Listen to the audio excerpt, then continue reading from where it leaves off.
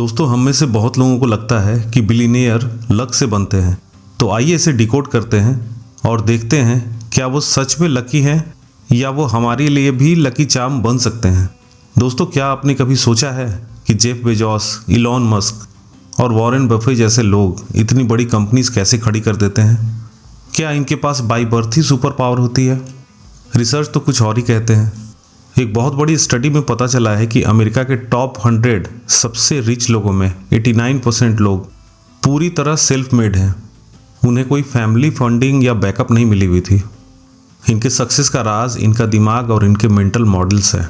आज हम इनके दिमाग के अंदर झांकेंगे और वो फ्रेमवर्क्स देखेंगे जो इन्हें हमसे अलग बनाती हैं। हम बात करेंगे जेफ बेजोस के 70% रूल की, मस्क की स्नो मोबाइल थिंकिंग की और वॉरेन बफे की रूथलेस फोकस स्ट्रैटेजी की। सबसे पहले बात करते हैं जेफ बेजोस और उनके हाई वेलोसिटी डिसीजंस की, जिसमें जेफ बेजोस का पूरा एम्पायर एक सिंपल कॉन्सेप्ट पर टिका हुआ है, जिसे वो डिसीजन रिवर्सिबिलिटी कहते हैं। बेजोस ने डिसीजंस को 2 दरवाजों में बांट दिया है। पहला है टाइप 1 या नो वे डोर। ये वो बड़े डिसीजंस हैं जो इरिवर्सिबल होते हैं, जैसे किसी कंपनी को बेचना या किसी कंपनी का एक्विजिशन करना। ऐसे डिसीजंस को लेने में जल्दी नहीं करनी चाहिए। दूसरा है टाइप 2 या 2 वे डोर। ये डिसीजंस रिवर्सिबल होते हैं, जैसे नया प्राइसिंग स्कीम टेस्ट करना। अगर ये काम नहीं किया तो इसे वापस ले लेना। बेजोस कहते हैं कि ज़्यादातर डिसीजंस तब ले लेने चाहिए जब आपके पास 70% इंफॉर्मेशन हो। अगर आप 90% का वेट करेंगे तो आप बहुत स्लो हो जाएंगे। बिजनेस में स्लो होना रॉन्ग होने से ज़्यादा कॉस्टली पड़ता है। एक और मज़ेदार बात, अमेज़ॉन में पावर पॉइंट स्लाइड्स अलाउड नहीं है।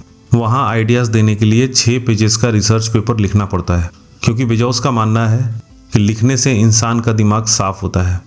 और अगर टीम में किसी बात पे आर्गुमेंट हो जाए तो वो कहते हैं डिसएग्री एंड कमिटमेंट, मतलब भले ही आप एग्री हो या ना हो, पर एक्शन और डिसीजन लेने में देर मत करो। इस इंस्पिरेशन के अगले हिस्से में आते हैं हमारे आपके सबके inspirational business celebrity Elon Musk और उनका स्नो मोबाइल थिंकिंग। इसमें मस्क किसी भी प्रॉब्लम को फिजिक्स फ्रेमवर्क से देखते हैं, जिसे वो फर्स्ट प्रिंसिपल थिंकिंग भी कहते हैं। इसका मतलब है चीज़ों को इतना तोड़ो कि सिर्फ बेसिक सच्चाई यानी फंडामेंटल ट्रूथ बचे। इसका एक बेस्ट एग्जाम्पल है स्नो मोबाइल थिंकिंग। सोचो, आपके पास एक मोटर बोट है, एक मिलिट्री टैंक है और एक बाइसाइकिल है।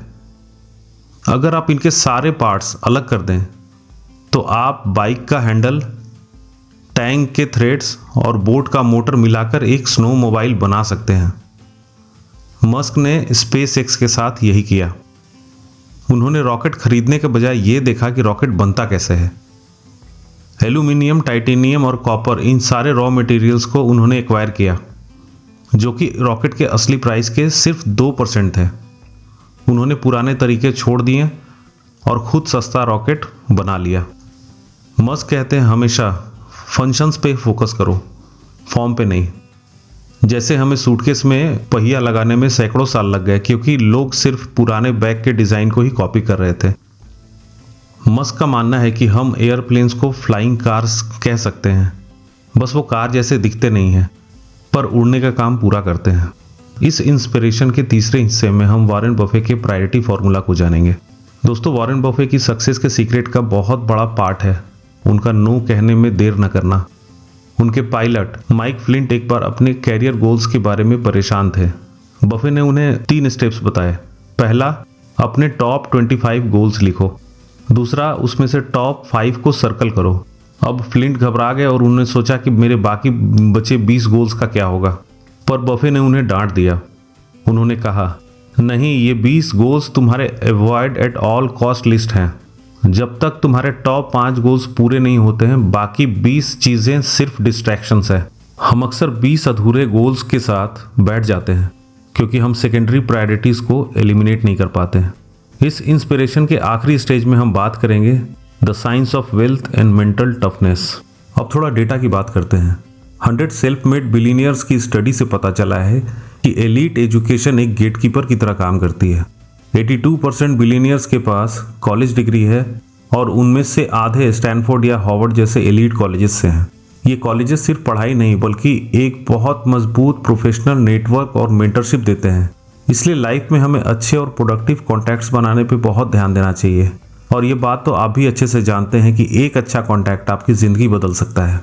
आप कभी प्रॉब्लम में हो तो अच्छे कॉन्टैक्ट या कनेक्शन से आप इजीली उस प्रॉब्लम से बाहर निकल सकते हैं। इन बिलियनियर्स में एक चीज़ कॉमन है, मेंटेनिंग योर फ्रेम। इसका मतलब है कि जब भी कोई बड़ा क्राइसिस आए तो आपको पैनिक नहीं होना है, बल्कि अपने इमोशंस को कंट्रोल में रखना है। मस्क ने तब अल्टीमेट कामनेस दिखाया जब उनके रॉकेट्स कंटिन्यूअस फेल हो रहे थे। मेंटली टफ लोग फेलियर को परमानेंट नहीं बल्कि पार्ट ऑफ लर्निंग प्रोसेस मानते हैं। और लास्ट सीक्रेट है कीस्टोन हैबिट्स, जिसे सक्सेसफुल लोग काफ़ी फॉलो करते हैं, जिसे चार्ल्स डुहिग ने अपनी book the power of habits में बहुत अच्छे से समझाया है। ये वो छोटी आदतें हैं जो दूसरी अच्छी हैबिट्स को ट्रिगर करती हैं। इसे एक एग्जाम्पल से समझते हैं। जैसे माउंटेन से एक स्टोन गिरता है तो अपने साथ कई स्टोन्स को गिराना शुरू कर देता है। वैसे ही फॉर एग्जाम्पल जब आप जिम जाने लगते हैं तो उस एक डिसीजन से आपका junk food, oily food, fries सबका इंटेक कम होने लगता है और आप healthy food, fruits, protein intake, cardio exercise जैसी कई गुड हैबिट्स को अपने आप ही अडॉप्ट कर लेते हैं। इसे हम दूसरे टर्म में डोमिनो इफेक्ट भी कहते हैं। तो दोस्तों, आज की समरी ये है कि सबसे पहले इनोवेशन ही वेल्थ क्रिएशन का सबसे बड़ा फैक्टर है। इसलिए हमेशा नए रास्ते ढूंढो, नए कॉन्टैक्ट्स बनाओ। दूसरा, बेजोस की तरह रिवर्सिबल डिसीजंस को फास्ट लो और इरिवर्सिबल को स्लो। तीसरा, मस्क की तरह हर प्रॉब्लम को बेसिक तक तोड़ो और उसके फंक्शंस को ऑप्टिमाइज करो। चौथा, वॉरेन बफे की तरह अपने डिस्ट्रैक्शन को रूथलेसली कम करो। और जो सबसे ज़्यादा इम्पॉर्टेंट है वो काम आज अभी इसी वक्त से स्टार्ट करो। और आखिरी बात, लीडरशिप का मतलब है टफ टाइम में अपने आप को कूल, काम, कंपोज रखना। चाहे कुछ भी हो, लाइफ कितना भी अपसेट क्यों ना हो, अपने इमोशंस को कभी भी खुद को डोमिनेट करने का मौका मत देना। सक्सेस कोई लक नहीं है दोस्तों, ये एक डेलिब्रेट प्रोसेस है।